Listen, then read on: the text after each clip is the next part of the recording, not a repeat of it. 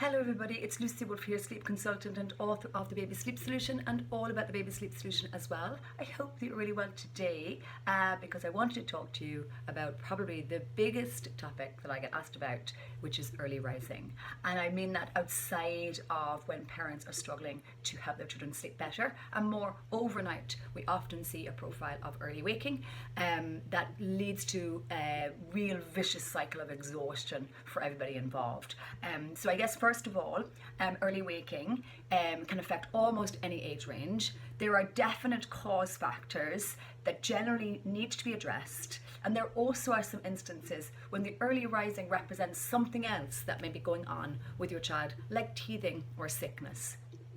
First of all, early rising proper is when your child routinely wakes before 6 a.m. to start the day. Many parents describe their children as waking at 6 or 6:30, and they feel that's early rising, and it is early, but it's typically an acceptable wake time for a young child, although it obviously can be too early for some adults. If this is your child, no intervention is actually required. You just may need to accept that that is where your child is at on the basis that they've maybe slept well in the overnight period, and even if they're sleeping to 6, so like 10 to 6 or 20 to 6. I know again that's early, but again if they're consolidating the nighttime sleep, then I generally would be of the mind that that's close to possibly the best that they can do. Young children are designed to go to bed relatively early and in turn wake early as well. The relationship between bedtime and the wake time is interrelated, but it's not necessarily interrelated in the way that you may think. So for example, many parents feel like if they move up bedtime later, they'll achieve a later wake time. And sometimes if you do that, you might report that your baby wakes even earlier or at the same time. And what happens then is your baby starts to lose some sleep as a result. So I guess the bedtime only controls the wake time to a certain extent, and more often than not, a later bedtime is not the answer to resolve this particular sleep challenge. A true early rising dynamic is demonstrated by routinely waking before 6 to start the day. So that's normally 4 or 5 a.m. and it's represented by your child having absolutely no intention of returning to sleep and is really inclined to start the day. So again, if this sounds familiar to you and it's been ongoing for at least 4 to 6 weeks, and of course that it may be much longer for a lot of you, then we would consider this suitable for intervention and adjustments that may help reverse the early waking dynamic that you're experiencing. But it does take a lot of time on your part. First of all, I just want to make some points for you to be mindful of. Waking early out of the blue, having routinely slept later than 6 a.m. when you have had no other changes, so no travel, no nap transitions, it may just represent a teething cycle or a developmental stage or even sickness brewing. And typically I don't make any adjustments here. I just provide reassurance, response, pain medication if that is applicable, and understanding that as soon as the phase passes, then the early waking will actually resolve of its own, and your previous late sleep will re-emerge. So I really encourage that you don't make big adjustments that may be unhelpful, and I'd be mostly inclined to just keep your current day dynamic and bedtime, and then as soon as the disturbance has passed, then your longer nighttime sleep tendency will be apparent once more. Also, there are a small percentage of children that are predisposed to being early wakers just by way of genetics, and in this case generally one of the parents may also be similar. And in this instance, you may just need to accept it, but I never accept it until I have thrown everything at it in terms of the contributory factors. I guess lots of parents, when they hear that maybe their children are predisposed to it, really are overwhelmed by that dynamic. Because even if one of the parents is an early waker themselves, it won't be as early as the child wants to wake. But certainly as your child gets older, there are strategies that you can implement to keep him occupied, or keep him or her occupied, before everyone else gets up. to prevent them from waking you. I don't encourage those strategies early on, like allowing them to play or to read or even to get up and begin making breakfast, until you've exhausted all of the avenues for eliminating the early timings. So, and then when you believe that allowing them to play or read will not generate an even earlier waking, then that means that your child isn't getting enough sleep at all, and then we start to get concerned. But I suppose more than anything, it's trying to understand what might be contributing to the early waking. So often we rule out hunger, and lots of you will be trying to do that anyway. So ruling out hunger is a necessary part of the early rising exploration. Waking early can sometimes be due to the fact that your child hasn't eaten for 9 or 10 hours plus.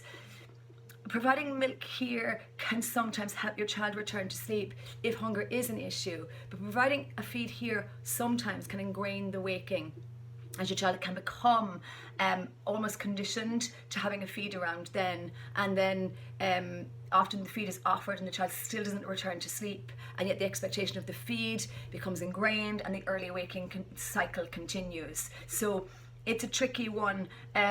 I guess a lot of the time, if I'm trying to rule out hunger, I sometimes might introduce a dream feed, where I wake them around 3 or 4 a.m. I provide a feed, I initiate the feed, like it's not on wake up. And then obviously if they sleep later, then of course it may indicate that they didn't feel full.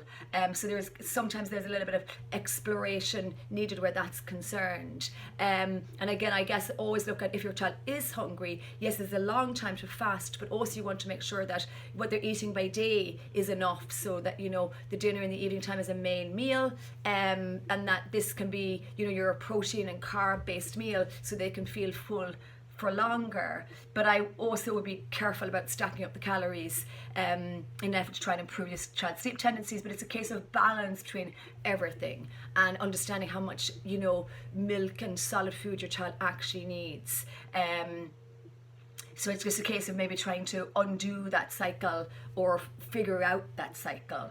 And then if you're concerned about, the undermining your feeding practice by day, so if you give a feed in the overnight period and they won't eat or drink their morning bottle, then again we sometimes lend ourselves into a situation that is unhelpful across the board. So it can be tricky territory. So just be bearing that in mind. And obviously I'm going to say that the room needs to be really dark, no external lights to stimulate the waking part of the brain, and they need to be warm enough as well.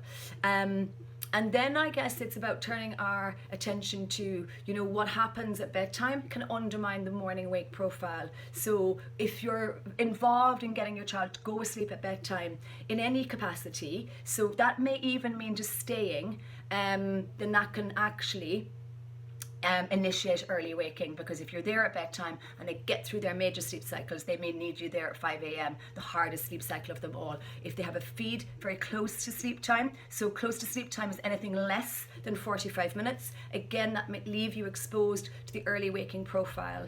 And of course the other things would be that the daytime sleep and the nap gap dynamic, so that's the time between your last nap and your bedtime, may well undermine your waking profile in the morning time. So if they're not getting enough daytime sleep, if the day is top heavy from a sleep point of view, so the first nap is bigger and stronger than your second nap, or if there is more than the amount of time that I suggest for your child to be awake for between your last nap and bedtime. So really briefly, between 4 months and 8 months, we don't want them awake for more than 2 hours. Between 8 months and 18 months, we don't want them awake for more than 3 to 4 hours. And then from 18 months to 3 years or so, we don't want them to awake more than 4 to 5 hours. And again, in the toddler profile, I'll always go on the shorter balance first as I establish what bedtime is supposed to be. So that actually, when that gap is too big, that leaves you vulnerable to early waking. The other thing that leaves you exposed to early waking is when your naps are too early in the day. So, it's a natural